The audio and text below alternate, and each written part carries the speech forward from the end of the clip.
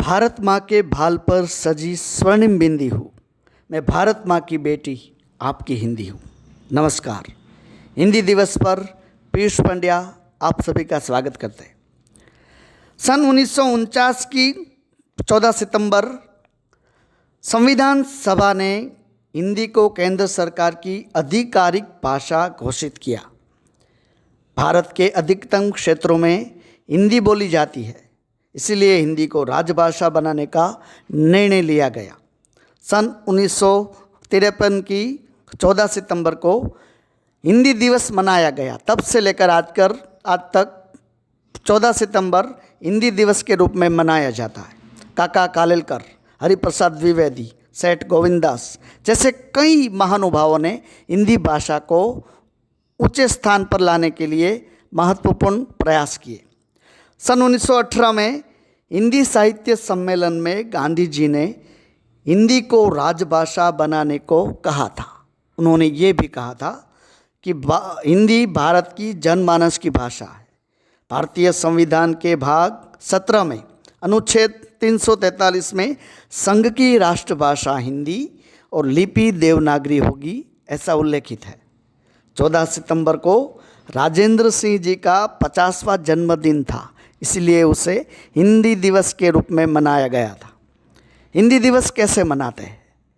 शालाओं, महाशालाओं, सरकारी कचहरियों में निबंध लेखन होता है, काव्य गोष्ठियाँ होती है, वाद विवाद होते हैं, विचार गोष्ठियाँ होती है, श्रित लेखन होते हैं, कवि सम्मेलन होते हैं। ऐसे हिंदी दिवस को मनाया जाता है। हिंदी भाषा को बचाने का प्रयास होता है। विश्व में अधिकतम बोले जाने वाली भाषाओं में हिंदी का स्थान तीसरा आता है, यानी कि पहला स्थान अंग्रेजी, दूसरा चीनी भाषा का है और तीसरा स्थान हिंदी का है।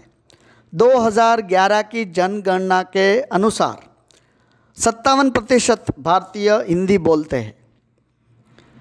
हिंदी भाषा को बचाने के प्रयास में भारत सरकार के द्वारा राष्ट्रभाषा कीर्ति पुरस्कार दिए जाते हैं। ये पुरस्कार किसको दिया जाता है?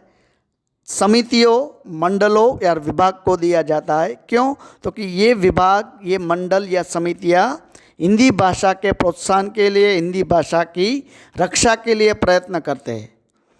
दूसरा, राष्ट्रभाषा गौरव पुरस्कार, ये लोगों को दिया जाता है। तकनीकी या विज्ञान के क्षेत्र में हिंदी भाषा के साथ काम करने के रूप में ये पुरस्कार दिया जाता है, जिसको राष्ट्रभाषा गौरव पुरस्कार कहा जाता है। वैसे तो हिंदी की कई बोलियां हैं। हिंदी का इतिहास देखें तो ईस्वी सन 1000 साल से हिंदी का विकास होता चला है। हिंदी के 11 स्वर और 33 व्यंजन होते हैं। 4 शैलियाँ मुख्यतः हिंदी की है। मानक हिंदी जो संस्कृत से उपरी है, दक्षिणी, रेखता और उर्दू। ईसा पूर्व 650 में संस्कृत के बाद हिंदी भाषा का क्रमशः विकास होता चला।